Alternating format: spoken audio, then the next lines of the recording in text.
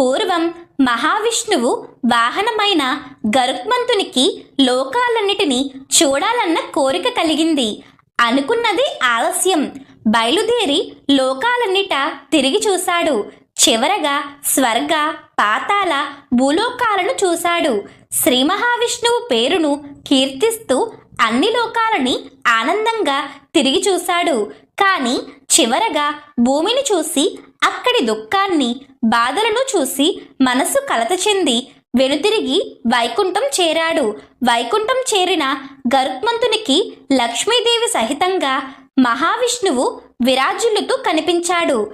ఆయన పాదాలకు నమస్కరించి ఓ పక్కన వినయంగా నిలబడ్డాడు గరుత్మంతుడు. గరుత్మంత, లోకాలన్నీ తిరిగి చూస్తానని వెళ్ళావు కదా, ఆనందంగా సాగిందా నీ లోకయాత్ర అంటూ అడిగాడు శ్రీ మహావిష్ణువు. తండ్రి, నీ కృప వల్ల ఆనందంగానే సాగింది. అన్ని లోకాల్లోకి భూలోకం భోగాలకు, మోక్షానికి అనుకూలమైనదిగా ఉంది. మంచి చేయటానికి భూమికి మించిన చోటు లేదు. అందులో భరతభూమి చాలా గొప్పది. భరతభూమిలో జన్మించి నివసించిన వారు ధన్యులు అని దేవతలు కూడా చెప్పుకుంటూ ఉండటం నేను విని ఉన్నాను. కానీ భూమిపైన దుఃఖమే ఎక్కువగా ఉంది. రకరకాల ఆచారాలు, సాంప్రదాయాలు అక్కడ కనిపించాయి. అలా ఎందుకు దుఃఖిస్తున్నారో, అలా ఎందుకు చేస్తున్నారో వాటి అర్థమేమిటో నాకు బోధపడలేదు. మీకు తెలియనిదంటూ ఏదీ ఉండదు. కనుక భూమి గురించి నాలో కలిగే సందేహాలను తీర్చండి అంటూ ప్రార్థించాడు. గరుత్మంతుడిని ప్రేమతో నీ సందేహాలేమిటో నాకు వివరించు అన్నట్లుగా చిరునవ్వుతో చూశాడు శ్రీ మహావిష్ణువు. స్వామి, భూమిపైన అన్నిటికన్నా బాధాకరమైనది, దుఃఖకరమైనది మరణం. ఈ మరణం అంటే ఏమిటి అని అడిగాడు గరుత్మంతుడు. గరుత్మంత, మృత్యువు కాలానికి మరొక రూపం.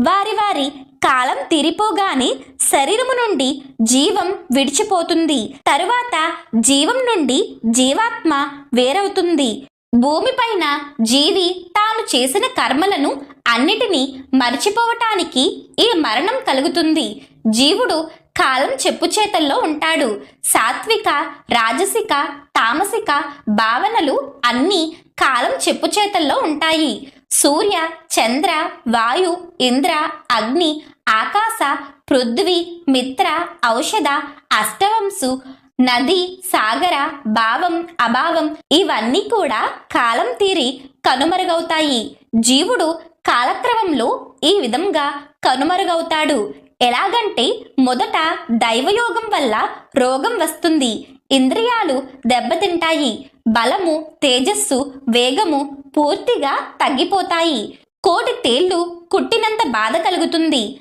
నెమ్మదిగా జీవిలోని చైతన్యం తగ్గుతూ ఉండటంతో జడత్వం అంటే కదలిక లేనితనం పెరుగుతుంది. అప్పుడు యమదూతలు వచ్చేస్తారు.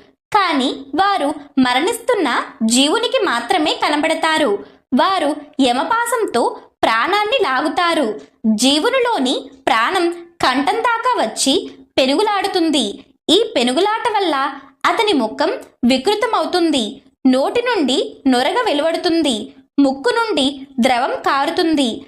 అహంకారాలని, మమకారాలని వదులుకోలేక తన ఇంటిని, తన ఆలోబిడ్డలను ఆపేక్షతో కనుమరుగయ్యేదాకా చూస్తాడు జీవుడు. తరువాత శరీరాన్ని వదిలిన జీవం తన వారిని చూస్తూ చూస్తూ వదలలేక వదిలివేస్తాడు. ఇది చాలా దుఃఖకరంగా ఉంటుంది.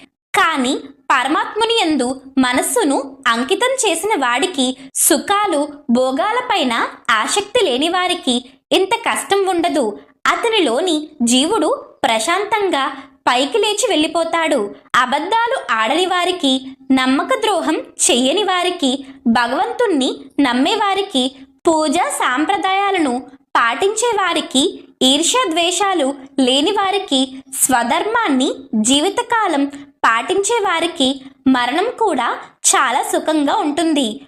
మోహం, అజ్ఞానాలతో అధర్మానికి పాల్పడుతూ అధర్మాన్ని అందరికీ నేర్పిస్తూ బ్రతికేవారు మరణ సమయంలో కన్నులు పొడుచుకుని చూసినా ఏమీ కనపడని కటిక చీకటి కమ్ముకుంటున్న అనుభూతి కలుగుతుంది. అబద్ధ సాక్ష్యాలను చెప్పినవారు, అసత్యం పలికినవారు, వేదాలను నిందించినవారు అర్థం కాని విధమైన మృత్యువును పొందుతారు. భయంకరంగా హింసాత్మకంగా యమభటులు లాక్కు వెళుతుంటే తన వారిని రక్షించటానికి రమ్మని గింజుకుని అరుస్తారు. కాని ఆ అరుపులు ఎవ్వరికి వినపడవు, ఎవ్వరూ రారు. చివరికి మరణించిన ఆ శరీరాన్ని ఎక్కువసేపు చూడటానికి కూడా ఆ జీవుని బంధువులు ఇష్టపడరు. గరుత్మంత మరణం ఈ విధంగా ఉంటుంది.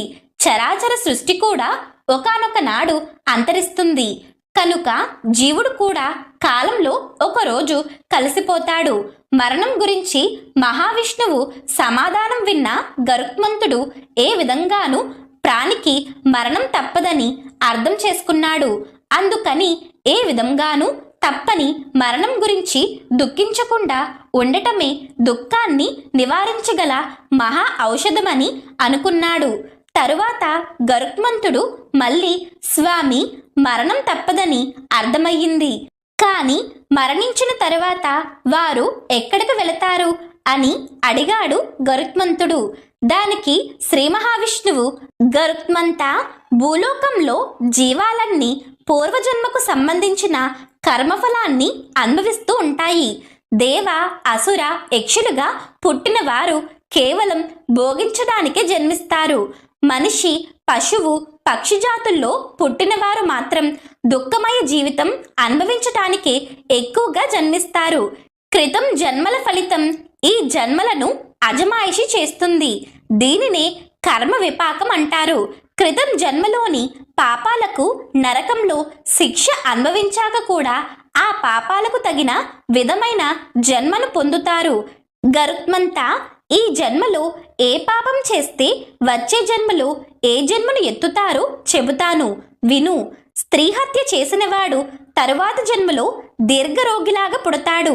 గురుపత్నిని కోరినవాడు దీపం, పురుగు, క్రిమి, గడ్డి, తీగ, పొదలాగా పుడతాడు. బ్రాహ్మణుడిని కొట్టినవాడు పురుగులాగా పుడతాడు. గోహత్య చేసినవాడు క్షయరోగిలాగా పుడతాడు. పెళ్లి కాని అమ్మాయిని హత్య చేసినవాడు కుష్ఠిరోగిలాగా పుడతాడు. తన సొంత గోత్రం స్త్రీని కోరితే నపుంసకునిలాగా పుడతాడు. బ్రాహ్మణుడై మాంసాన్ని తింటే కుష్ఠిరోగిలాగా జన్మిస్తాడు.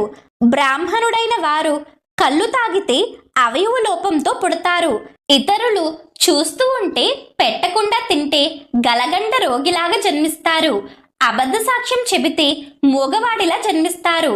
పౌంతిలో ఒకరికి ఒక రకంగా, మరొకరికి మరొక రకంగా భోజనం వడ్డించిన వాడు తర్వాత జన్మలో ఒంటి కన్నుతో పుడతాడు.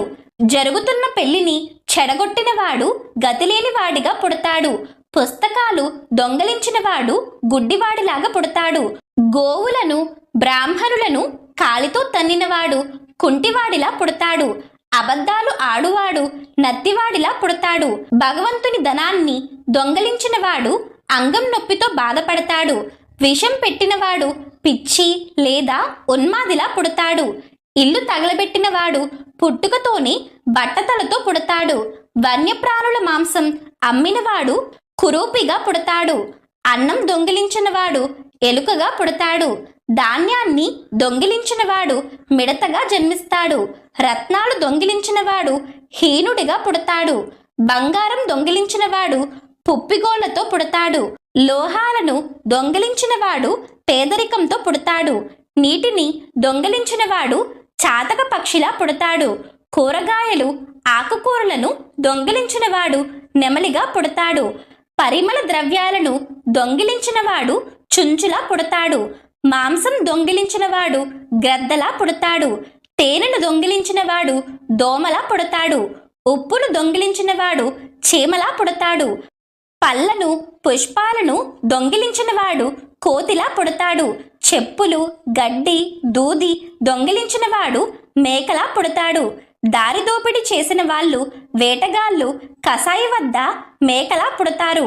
విషం తాగి ఆత్మహత్య చేసుకున్న వాళ్ళు నల్లత్రాచులా పుడతారు. వ్యభిచారం చేసిన వారు ఏనుగులా పుడతారు. సంధ్యావందనం మానినవాడు కొంగలాగా పుడతాడు. పిలువను భోజనానికి వెళ్ళినవాడు కాకిలా గురువును అవమానించినవాడు బ్రహ్మ రాక్షసుడిగా, పిలిచి దానమివ్వని వాడు అడవి నక్కల, రోజు గొడవపడే స్త్రీ జలగల పుడతారు.